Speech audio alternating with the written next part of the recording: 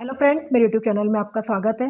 तो हम लोग पढ़ रहे थे राजस्थान की पॉलिटी। राजस्थान पॉलिटी में हमने राज्यपाल, मुख्यमंत्री, मानवाधिकार आयोग और वित्त आयोग के शॉर्ट नोट तैयार कर लिए हैं, जिससे एग्जाम में क्वेश्चन 100% पूछा जाता है। और आज हम पढ़ने वाले हैं आरपीएससी। आरपीएससी की फुल फॉर्म है राजस्थान लोक सेवा आयोग।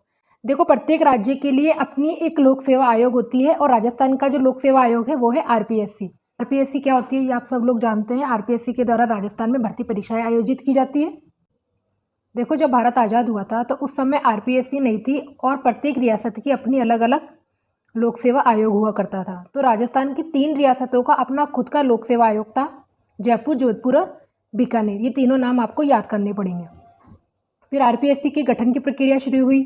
तो आरपीएससी के गठन का अध्यादेश आया था 16 अगस्त 1949 को। राजपत्र में प्रकाशन 20 अगस्त 1949 को। स्थापना और संचालन है इसका 22 दिसंबर 1949 को। इसे इंपॉर्टेंट लगा लेना। और जब आरपीएससी का गठन हुआ था तब इसका गठन जयपुर में हुआ था। फिर बाद में सत्यनारायण राव समिति की सिफारिश पर इसे अजमेर में ट्रांसफ़र कर दिया गया। और जब आरपीएससी का गठन हुआ था तब इसके सदस्य थे 1+2, 1 अध्यक्ष और 2 सदस्य। और वर्तमान में इसके अध्यक्ष और सदस्य हैं 1 अध्यक्ष और 7 सदस्य। ये 2011 से है, ध्यान रखना। 2011 से आरपीएससी के सदस्यों की अध्यक्ष की संख्या है टोटल 8। आरपीएससी के फर्स्ट अध्यक्ष थे एसके घोष। तो ये सभी क्वेश्चन एग्जाम में पूछे जा चुके हैं। फर्स्ट सदस्य थे देवीशंकर तिवारी और सेकंड सदस्य थे एनआर चंदोरकर। और आपको एक चीज़ ध्यान रखनी है कि जो आरपीएससी है वो एक संवैधानिक निकाय है, क्योंकि इसका संविधान में उल्लेख है। देखो, आरपीएससी का उल्लेख संविधान के भाग 14 में और अनुच्छेद 315 से 323 तक दिया गया है। इसलिए हम कह सकते हैं कि आरपीएससी एक संवैधानिक निकाय है। 315(1) में दिया गया है प्रत्येक राज्य के लिए एक पीएससी होगा। 315(2) में दिया गया है 2 या 2 से अधिक राज्यों के लिए संयुक्त रूप से पीएससी का गठन किया जा सकता है। और 316 में दिया है आरपीएससी के अध्यक्ष और सदस्यों की नियुक्ति और कार्यकाल। और अध्यक्ष और सदस्यों की नियुक्ति करता है राज्यपाल सीएम की परामर्श से। इसकी योग्यताएं देखेंगे। देखो, इसमें क्या है, जो इसके आधे सदस्य हैं उन्हें तो 10 वर्ष का केंद्र और राज्य में सरकारी सेवा का अनुभव होना चाहिए। और जो आधे सदस्य हैं वो शिक्षा, समाज सेवा, राजनेता और वकील से संबंधित होने चाहिए।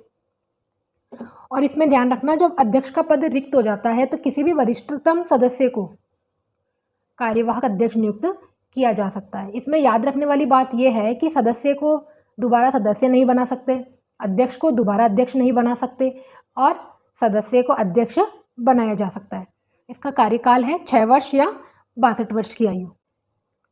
जो आरपीएससी का अध्यक्ष होता है उसे यूपीएससी का अध्यक्ष और सदस्य बनाया जा सकता है। अध्यक्ष और सदस्य त्यागपत्र देते हैं राज्यपाल को और 317 में इसको हटाने की प्रक्रिया है। इसे कदाचार के आधार पर हटाया जा सकता है और इसे हटाने का अधिकार राष्ट्रपति को है सुप्रीम कोर्ट की जांच के बाद। और जो राज्यपाल होता है वो अध्यक्ष और सदस्यों को निलंबित कर सकता है। ये बात ध्यान रखना। देखो, जो आरपीएससी का सदस्य है वो सदस्य नहीं बन सकता, अध्यक्ष को दोबारा अध्यक्ष नहीं बनाया जा सकता, लेकिन सदस्य को अध्यक्ष बनाया जा सकता है।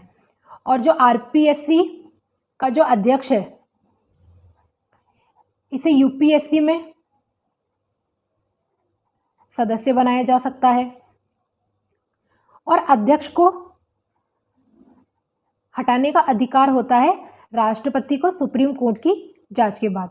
और इसको निलंबित कौन कर सकता है? राज्यपाल।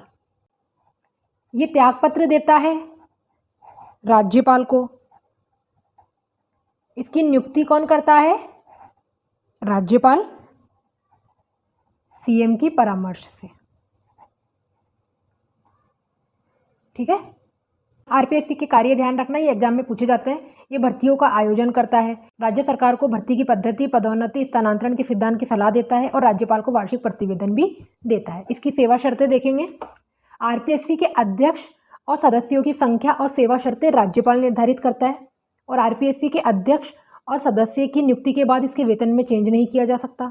आरपीएससी के अध्यक्ष और सदस्य रिटायरमेंट के बाद पुनः नियुक्त नहीं किए जा सकते हैं। यह भी हमने देखा था।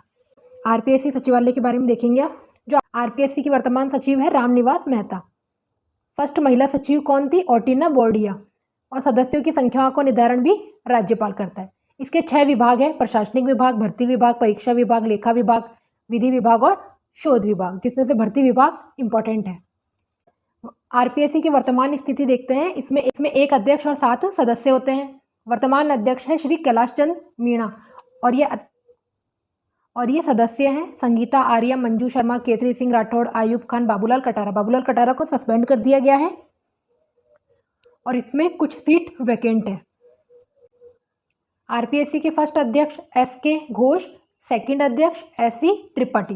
सर्वाधिक कार्यकाल था डी.एस. तिवारी का, सबसे कम कार्यकाल पी.एस. यादव का, फर्स्ट कार्यवाहक एल.एल. जोशी। पूर्व यूपीएससी सदस्य रही महिला सदस्य कौन सी है? मतलब जो पूर्व यूपीएससी की सदस्य भी रह चुकी है और यहाँ पर भी महिला सदस्य थी, कांता खतूरिया और प्रकाशवती शर्मा।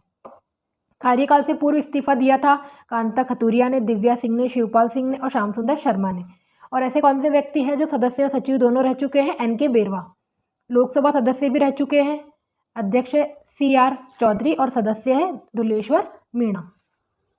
और आरपीएससी की सेवा शर्तें नियम है 1951 और आरपीएससी कार्यों की सेवा शर्तें नियम भी है 1951। ये था हमारा आरपीएससी का टॉपिक। इसमें मैंने सब कुछ कंप्लीट करवा दिया है। इसके अलावा आपको कुछ भी पढ़ने की ज़रूरत नहीं है। अगर एग्जाम में क्वेश्चन बनता है तो इसी में से बन जाएगा। आई होप आपको वीडियो पसंद आया होगा। तो प्लीज़ चैनल को लाइक एंड सब्सक्राइब कीजिए और अपने दोस्तों को शेयर करें। और इसकी PDF आपको मेरे टेलीग्राम चैनल पर मिल जाएगी। Thank you.